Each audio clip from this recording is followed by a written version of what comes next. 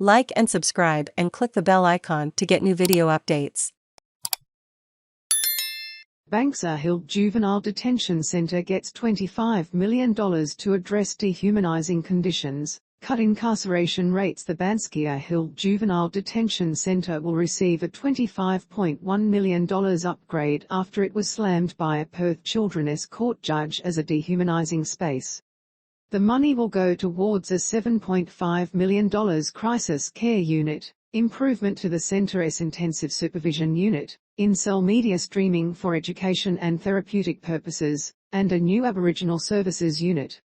In February, Perth Children's Court President Judge Hilton Quayle slammed the detention centre while sentencing a 15-year-old boy for a range of offences, saying if you wanted to make a monster, this is the way to do it.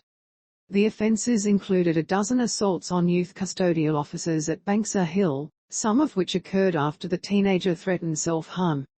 Judge Quayle described the cell where the teenager was kept as a fish bowl, and the yard where he was supposed to be allowed to exercise as a 10x 20-metre cage. Under the upgrade, the government will create new recreation areas, enhance observation cells, upgrade the CCTV network and add anti-climb roof and fencing.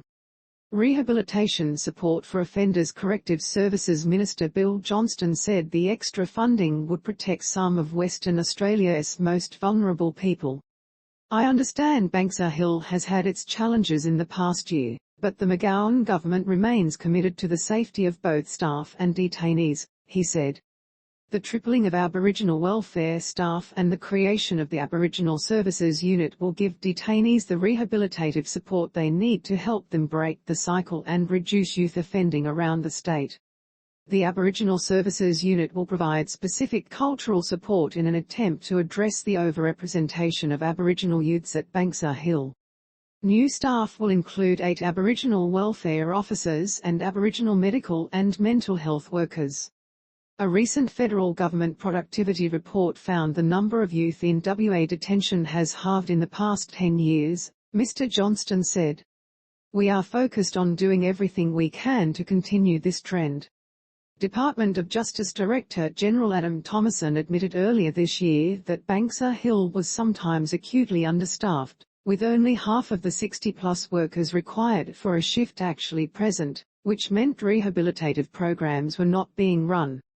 Assaults on staff and difficult behavior were intensifying difficulties for staff, Dr. Thomason said, which in turn was leading to greater periods of lockdown for detainees. My own view is that we have significant work to do to make sure we maintain the appropriate standards of care for all young people in our care of Banksia Hill, Dr. Thomason said at the time. Call for one-on-one support. The National Suicide Prevention and Trauma Recovery Project is sponsoring a class action lawsuit alleging mistreatment at Banksia Hill. Coordinator Jerry Gailgatos said while the funding was a small step in the right direction, more one-on-one support was needed for inmates. The Department of Justice has conceded that standard inside WA's only youth detention centre must improve, as the union representing staff describes the facility as desperately unsafe. Read more. The funding is about keeping the place steadier, less incidences, but the incidences will continue because there is no hope on that horizon once they've left Banksia, Mr. Gailgatos said. We need one-on-one support for these most vulnerable children. These are the most vulnerable children I've ever come across, and I work with the marginalized. Mr. Gailgatos said if there were more caseworkers and social workers at the facility, it would reduce the need for guards. He said a recent government report had found assaults occurred every 10 days at Banksia Hill, while self-harm incidences happened every 2 days on average. We have a long way to go, he said. Posted 4 hours ago, updated 3 hours ago.